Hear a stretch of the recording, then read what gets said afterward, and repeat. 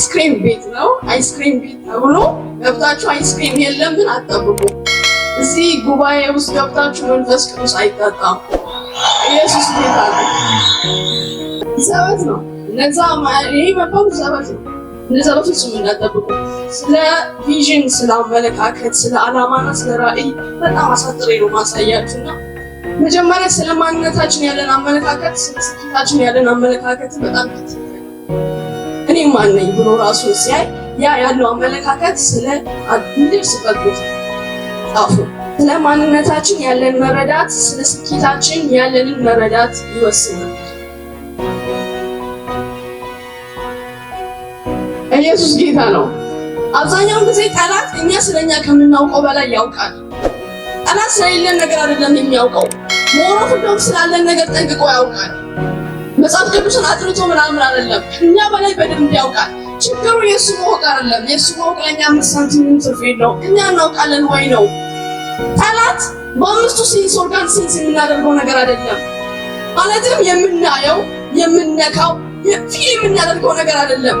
አገኘን ብለን ከምንጠላው ጓደኛ ጋር ስንጋጭ ስንጣላ፣ አገኘን ብለን ከሚጨቃጨቀው አንዱ አለቃችን አለ ከእሱ ጋር ስንጋጭ ስንጣላ፣ ያ አይደለም ጠላታችን። ምን ይሰሩብን ሰዎች አሉ ጎረቤቶቻችን፣ እነሱ አይደሉም ጠላቶቻችን። ምን ይላል ኤፌሶስ 6 ላይ ጠላቶቻችሁ ከደምና ከስጋ ጋር አይደለም ያ ከመንፈሳዊ ግዛት ጋር ነው እንጂ ያለ ያስረዳል። ይሄን ነገር ደግሞ አብዛኞቻችን ጠላቶቻችንን በአምስቱ ሴንስ ኦርጋኖች ዲቴክት የምናደርጋቸው ይመስለንና ወይፐናችንን እግዚአብሔር የሰጠንን ጦር አላግባብ ቦታ ላይ እየጨረስን ያለ ነው።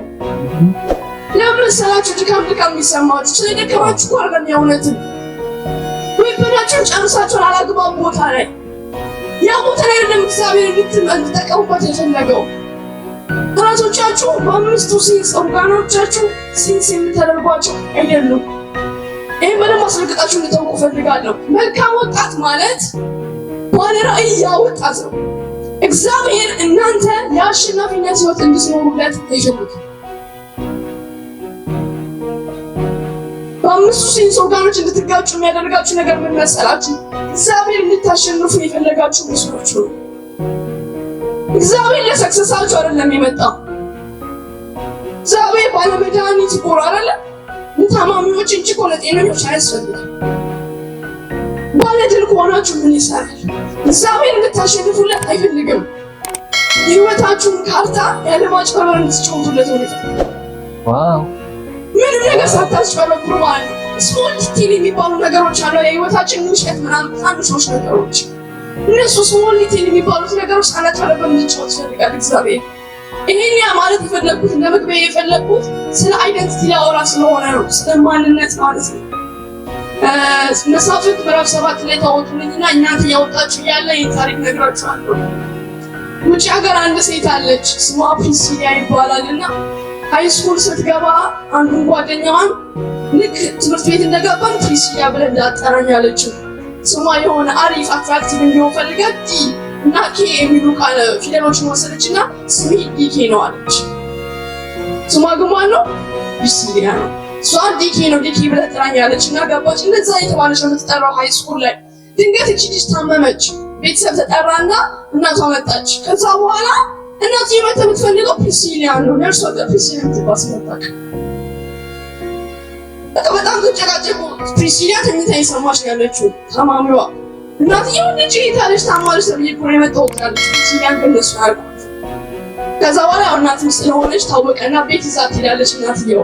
ከዛ በኋላ ቤት ከሄዱ በኋላ አንድ ነገር ክሊር ማድረግ ፈልጋለሁ አለች እናትየው። ስምሽን አንቺ የፈለግሽው ብለሽ ራስሽን መጥራት ትችያለሽ አለች። ጓደኞችሽ የፈለጉትን ብለው ሊጠሩሽ ይችላሉ። ማንም ምንም ብሎ ሊጠሩሽ ይችላል። ግን የትምህርት ቤት ዲፕሎማ ወረቀትሽ ላይ ዲ ሆነ ኬን ማየት አልፈልግም አለች። ፕሪሲሊያ በሚለው ጽሑፍ ነው መጻፍ ያለበት። ለምን የልጅነቷ ስም መጠሪያ ኃላፊነት ያለው ወይም መብት ያለው በቤተሰብና በቤተሰብ በወላጆቿ እጅ ስለሆነ እኛ ራሳችን የፈለግነው ብለን መጥራት እንችላለን። ጓደኛችን የፈለገው ብሎ መጥራት ይችላል። ማንም ማለት ነው ተስፋ ቢስ ምናምን የፈለገው ብሎ መጥራት ይችላል።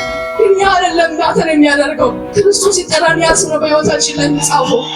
ኢየሱስ ጌታ ነው። አሜን። ሬስሊንግ አይደለ ስትሪንግስ የሚያደርገን ሬስሊንግ ከሌለ እኮ አጠነክሩ በስ የእናንተ መታወቂያ አይደንቲቲያችሁ ላይ ማንም ምንም የማለት መብት የለውም። ኢየሱስና ኢየሱስ ብቻ ነው መብት ያለው። ያምርበታል እሱ ራሱ ሲጠራን ሌላ ምንም ነው ማንም ሲጠራው ማለት ነው። አባት ልጅን ሲጠራ ይፈልገውን እያለ እያቆራመጠ መጥራት ይችላል። ማንም አይከራከርም። የኔ ስሚያውን ሰላም ነው። ቤተሰብ ሰላም ብሎ ካልጠራኝ ማንም አምስት የሚከራከር ስም ያወጡት እነሱ ናቸው።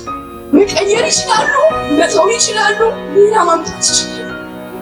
መብት ያለው በወላጆችና በወላጆች ብቻ ነው። እኔ አሁን አውቃለሁ ቤት የሆነ ስም ይጠሩኛል። አሁን እዚህ ከነገርኳቸው ትችል ነው የምታደርገው ወንድ የሌላቸው እሺ ይጠራ፣ ግን የምታውቁኝ የላቸው እሺ። ወንድ ቤት ስለሌለ አባ ብሎ ይጠሩኛል። ኢየሱስ ጌታ ነው።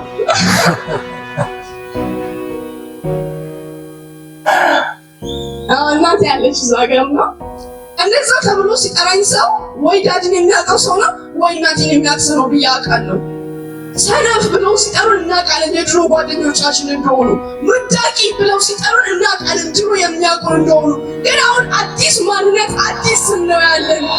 ኢየሱስ ጌታ ነው። መሳፍንት ላይ ያስከፈትኳችሁን አንብብላችሁ። መሳፍንት ምዕራፍ 7 ቁጥር 1 ጀምሮ እንደዚህ ይላል። ምን ማለት ነው? ትንሽ ፓርት ነው ማለት ነው። ጊዲዮን የተባለው ይሩበአል ከእርሱም ጋር የነበሩ ሕዝብ ሁሉ ማልደው ተነሱ። ከእርሱ ጋር ያለውን ምንም አልፈልግም። እኔ የምፈልገው ጊዲዮን የተባለው ይሩበአል የሚለው። ይሄ ጸሐፊ ስለ ጊዲዮን ሲያወራ እስከ ምዕራፍ 6 ጊዲዮን እያለ ነው የሚያወራው። ምዕራፍ 7 ላይ ምን ተገኝቶ ነው ይሩበአል አለው። ይሄ ሰው አሁን በደንብ እንድናስረግጥ የሚፈልገው ሰው ተቀይሮ አይደለም። እዚህ ጋር ሌላ ሰው አልተቻለም እየጻፍኩላችሁ ያለው ሴም ፐርሰን ግን ስሙ የተለወጠ ሰው ነው እያለ ያለው። ይሄ ይሩበአል ሲባል ሁኔታው 5 ሳንቲም ተቀየረ። መጽሐፉን አንብቡት ማወቅ ከፈለጋችሁ። ሁኔታው ያው ነበረ ያለበት ሁኔታ። ስሙ ሲቀየር ሁኔታው አብሮ አልተቀየረም ነበረ። ማንነቱና ማንነቱ ብቻ ነበር የተቀየረው። አብዛኛው ጊዜ ክርስቲያኖች ስንባል ጸልየን ስንነሳ ሰማይ መግባት ነው የምንፈልገው። የሆነ በቃ ተአምር ተፈጥሮ ሌላ ቦታ ነው ራሳችን ማየት የምንፈልገው። ተመርከን ጸልይና በኢየሱስ ስም አሜን የሚለውን ትልቅ ድምፅ ሰማ በኋላ ስንከፍት እዛው ያለንበት ቦታ በኢየሱስ ስም ብለን እንሽተዋለን። የትም ብትገባ የትም ምንም ነገር አታመጣም። እግዚአብሔር አሁን ብዙ ሁኔታችን ያው ሆኖ ግን ማንነታችን እንደተለወጠ ሊያውቁ ይገባል። ይሄ ይሩበአል የተባለው ጊዲዮን በምን ምክንያት ነው ስሙ የተለወጠው? ከእግዚአብሔር ጋር ያለው ኢንካውንተር ወይም ግንኙነት የሌላችሁ ነገር አይደለም። ዛሬ ነገራችሁ የመጣሁት ያላችሁ ነገር አጥብቃችሁ እንድትይዙ አሳስባችሁ ብቻ። ቶታሊ የተለየን ሰዎች ነን። ክርስቶስ እኛን እኮ ከመውደቁ በፊት ያለውን አዳም እንዲኖር አይደለም የሚፈልገው። ይሄን ታውቃላችሁ። ከኃጢአት በፊት ያለውን አዳም እንዲኖር አይደለም ክርስቶስ የሚፈልገው። ከኃጢአት በፊት ያለው አዳም እኮ በቃ አስቡት፣ ኤደን ገነት ውስጥ ከክርስቶስ ጋር እየተነጋገረ አካል በአካል ያንን አዳም እንድትሆኑ አይደለም። ቶታሊ ዲፍረንት ፐርሰን ነው ያልኳችሁ። ለምን መሰላችሁ?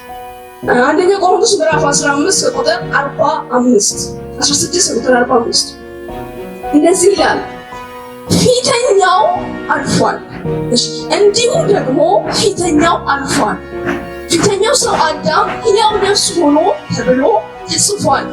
ኋለኛው አዳም ግን ሕይወትን የሚሰጥ መንፈስ ሆነ። ነገር ግን አስቀድሞ ፍጥረታዊ ቀጥሎ መንፈሳዊ ነው እንጂ መንፈሳዊ መጀመሪያ አይደለም ይልና የፊተኛው ሰው ከመሬት መሬታዊ ነው፣ ሁለተኛው ሰው ግን ከሰማይ ነው። ኢየሱስ ጌታ ነው። በጣም የተለየ ዳይሜንሽን ውስጥ እንድንገባ ነው ክርስቶስ የሚፈልገው።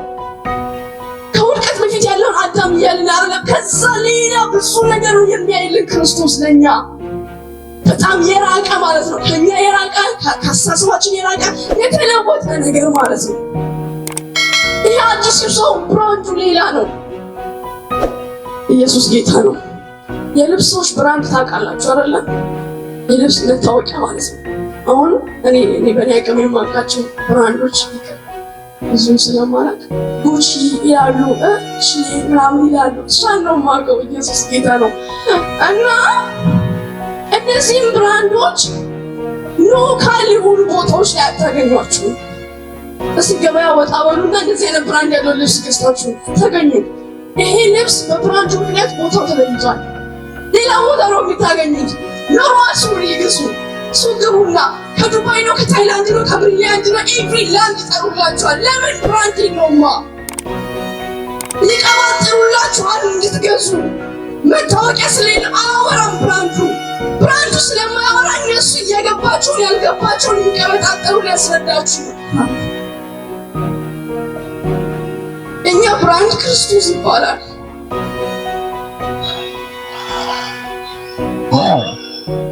ይሄን ለማስረዳት ምንም ዝባዝንኬ ውስጥ አንገባም።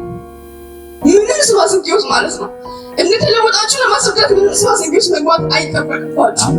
ሌላ እንደሆናችሁ ለማስረዳት ምንም ዝባዝንኬ ውስጥ መግባት አይጠበቅባችሁ። ክርስቶስ ራሱ ይናገራል። ታውቃላችሁ፣ እኛ ስንናገር ድክመታችን ነው የሚታየው። ክርስቶስ ሲናገር ግን ልጅነታችን ነው የሚታየው።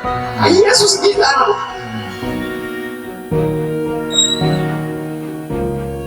ሰው እኮ እናንተን የሚቀበላችሁ እናንተ ስለሆናችሁ አይደለም። ክርስቶስ እኮ እኔን አይቶ እኮ ቢሆን ኖሮ ባልተቀበለኝ ነበረ። ራሱን አይቶ ስለሆነ እኮ ነው እንደዚህ የተቀበለን። ሰው እናንተን ካየ በፍጹም አይቀበላችሁ። ራሱን ካየ ግን መስራት ይቀበላችሁ። ክርስቶስ ራሱን አይቶ ነው የተቀበለን። ይሄ ጌዲዮን ኢየሱስ ጌታ ነው።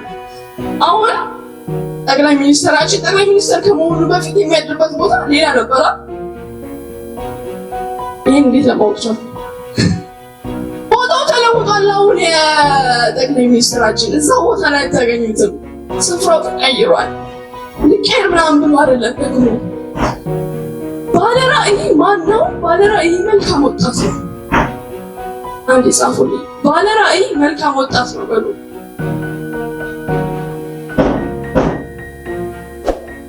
ባለ የሚለው ቅጥያ የባለቤትነትን ያሳያል። የራዕይ ባለቤት ማለት ነው። ፎርካስት የሚያደርግ ሻቅቦ የሚያይ ማለት ነው። እንዳልኳችሁ ጌዲዮን ሁኔታው አልተለወጠም፣ እሱ ነው የተቀየረው። እኛ ቅዳሜ ዕለት አንደኛ ዓመታችንን ያከበርንበት ቲም ማለት ነው። በጣም ብዙ ሰው ተባረከ እና እሑድ ዕለት ስንገባ ግን ልጆቹ 7 ልጆች ነው የመጡት። የበዓላችን ግን 10 ምናምን ነበረ። እሑድ ሁሌ እንገናኛለን እና እሑድ ዕለት 7 ልጅ ምናምን ነው የመጣው። አሁን እኛ የመገዛት ጸሎት አይደለም የምንጸልየው። እዚህ ግን ሁኔታው ላይ ሊለወጥ ይችላል ጋይስ። ስትወጡ ያው ራሳችሁ ልታገኙ ትችላላችሁ፣ ግን እናንተ ልትለውጣችሁ ማወቅ አለባችሁ። ባለራዕይ ኢዝ ላይክ ኢሙን። ጨረቃ እኮ ዙሪያዋ ተጠቆረ ነው እሷ ደምቃ የምትታየው።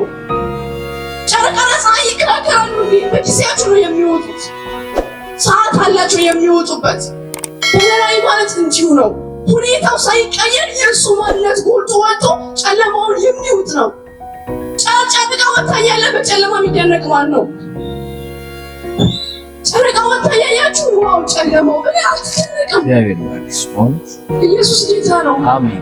ጨረቃ መሆናችሁ እዚህ ነው። ሁኔታችሁ ይቀየር ብላችሁ የግድ ጾም መግባት የለባችሁ። እናንተ እንደተለወጣችሁ ካወቃችሁ ጠላት በእናንተ ላይ የሚሰራው ማንኛውም መሳሪያ ፍሪክሽን እንደማያደርግ ጠንቅቆ ያውቃል። ክብር ለኢየሱስ ይሁን። ልጅነታችን ተቀይሯል። ወደ ኋላ ተመልስ። ክርስቶስ እኮ የወደቀው አዳም አይደለ? እሱ አቃንቶ አይደለም እኛን ያቆመን። ኢየሱስ ጌታ ነው። እሱን አስተካክሎ አይደለም እናንተን የሰራው። ኮምፕሊት የተለየን ነው።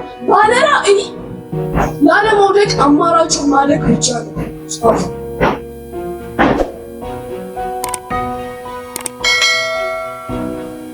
ባለራዕይ ላለመውደቅ አማራጭ የሚያደርገው ማለቅ ብቻ። ሁለተኛ ፖይንት፣ ባለራዕይ ላለመሰበር ሳይሆን ለመሰራት ነው የሚሆነው። አንደኛው ባለራዕይ ላለመውደቅ ማለቅ አማራጭ ያደርጋል። አንደኛው። ሁለተኛ ደግሞ ላለመሰበር ሳይሆን ለመሰራት የሚሆነው።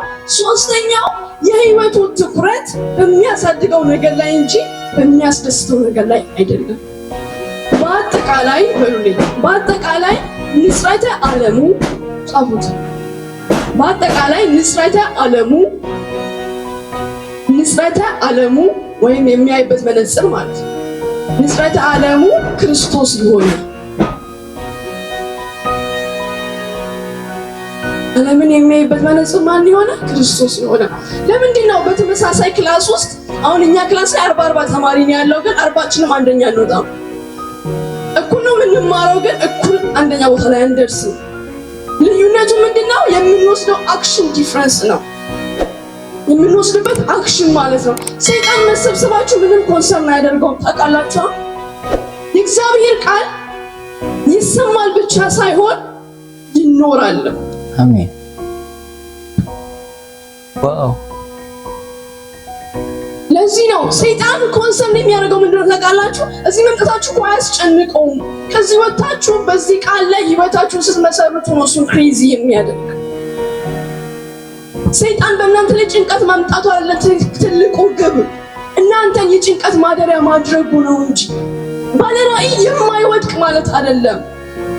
ባለራዕይ ሲባል አንዳንዴ ስሙ የሆነ ለፓስተሮች የተሰጠ የሆነ በቃ የቸርች ባለራዕይ ተብሎ የሆነ ስያሜ የሚሰጣቸው ሰዎች የተመረጡ አይነት አይደሉም። የእግዚአብሔር ልጆች የሆኑት ሁሉ ባለራዕዮች ናቸው። መልካም ወጣት ማለት እንደዚህ ነው። ለምን? የህይወቱን ካርታ ላለማጭበርበር የሚኖር ከሆነ፣ የህይወቱን ካርታ ለማሸነፍ ሳይሆን ያለማጭበርበር የሚኖር ከሆነ ድክመቱን ለማሻሻል ምንም ኤክስፕላኔሽን አያመጣም። ለምን? ክርስቶስ ነው በሱ ላይ የሚያወራው። ኢየሱስ ጌታ ነው። ከዚህ ወጣችሁ የምትኖሩት ኑሮ ነው ሰይጣን ኮንሰርን የሚያደርገው።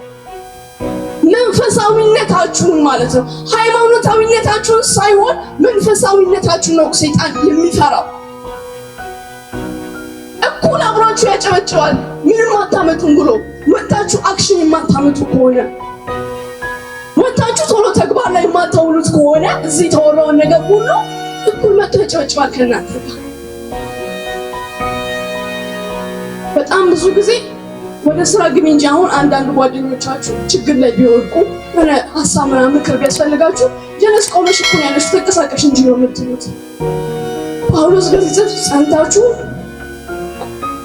እኔም እንደ አምላክ እንደሆንኩ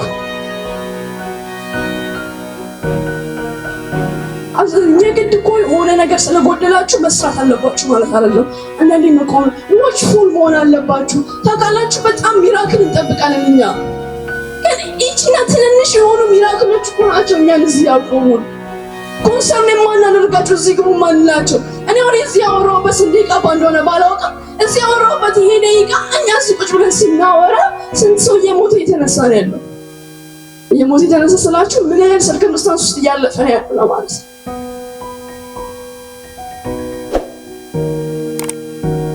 የሰይጣን ማደሪያ አይደላችሁ እናንተ፣ የውድቀት ማደሪያ አይደላችሁ። ማንም ምንም ሊላችሁ ይችላል። አሁን እቺ ልጅ የምትላችሁ ነገር ስለሰማችሁ አይደለም ምንም የምትሉት፣ ክርስቶስ የሚናገራችሁ ነው። ወጣትነታችሁ ለእግዚአብሔር ነው ተባለ አይደለ? በቃ ቃሉ እዛ ጋር አብቅቷል። ሌላ ማሻሻያ አይፈልገውም ቃሉ ማለት ነው። ዛሬ ላይ ይህን ብዬ ጨርሳለሁ።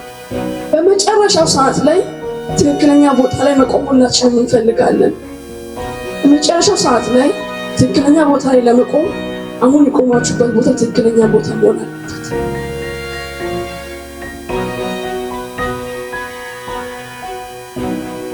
ሁሉም ሯጭ እኮ አነሳስ አለው አይደለ? ያላነሳስ የሚሮጥ የለም፣ ግን ያስታውቃል አነሳሱ።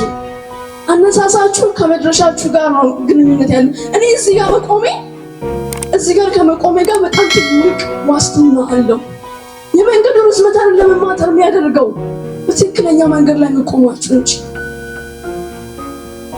ብዙ መንገድ ላይ ያስጉዟችሁ ይችላል፣ ብዙ መንገድ ማለት ነው። ግን ትክክለኛ ቦታ ላይ መቆማችሁ ካወቃችሁ ምንም አያንገራግራችሁ። ክብር ለኢየሱስ ይሁን። ብዙዎቻችን ጥያቄ ለምን ያህል ሆነም ለምን ያህል ሆነም ነው። ክርስቶስ ሲናገር ግን ሁሉም ሰጥ ነው የሚለው። ልጅነታችሁን አውቃችሁ ተረጋግታችሁ ተቀመጡ። ልጅ እኮ ማደግ ስለፈለገ አይደለም የሚያድገው፣ ልጅ ስለሆነ ነው የሚያድገው። ኢየሱስ ጌታ ነው። አመሰግናለሁ። በዚህ በጣም ምድንቅና ድንቅ ትምህርት ነው ያስተማረችን ወጣት ሰላም። መልካም ወጣት ላይ ወጣቶች ሁላችሁ መስማት ያለባችሁ ድንቅ ትምህርት ነው። ለህይወታችሁ ጠቃሚ የሆነ ስለ ራዕይ፣ ስለ ማንነት፣ ክርስቶስ ጋር ስለመኖር። መልካም ወጣት ማለት የምሰማ ሳይሆን የምኖር ነው። ክርስቶስን የምሰማ ሳይሆን የምኖር። ዋው! ስለዚህ ይሄ በጣም የሚገርምና ድንቅ ትምህርት ነው። ህይወት ለዋጭ የሆነ ትምህርት ነውና እችን ወጣት እግዚአብሔር ይባርካት። ድንቅ ትምህርት ነው። ስለዚህ ወጣቶች ይሄን ትምህርት ደጋግማችሁ ብትሰሙ ታተርፉታላችሁ እንጂ አትከስሩም። አበረታታችኋለሁ። በጣም ድንቅ ትምህርት ነው። መሰማት ያለበት ድንቅ ትምህርት ስለ መልካም ወጣት። ዋው! በጣም ደስ ይላል።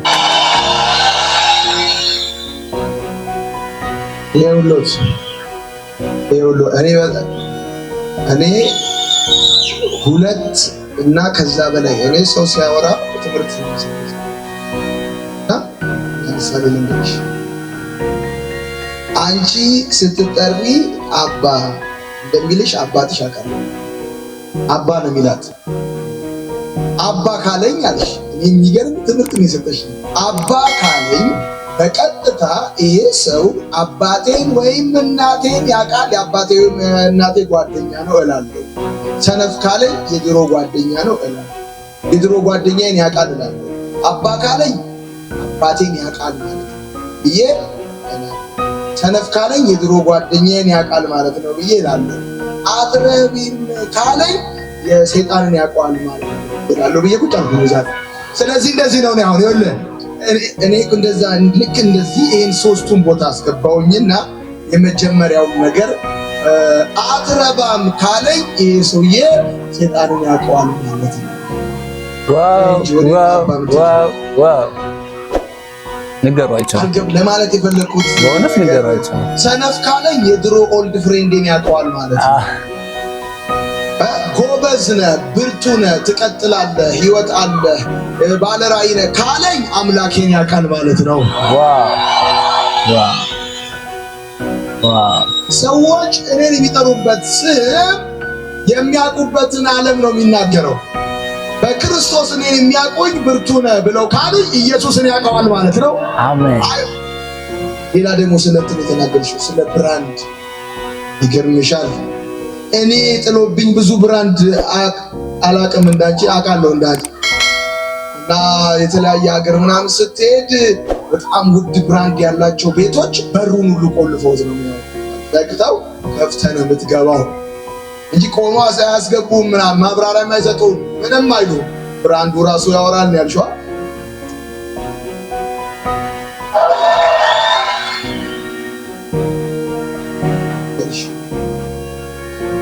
ድሮ አይደለም ለረጅም ዘመን ስህተት ጨርሶ ያገለገለ ሰው እየቀነሰ እንጂ የክርስቶስ ጠበቀ፣ ፍሎን ጠበቀ፣ ከላይ መጣ፣ ከጎን መጣ ይባላል።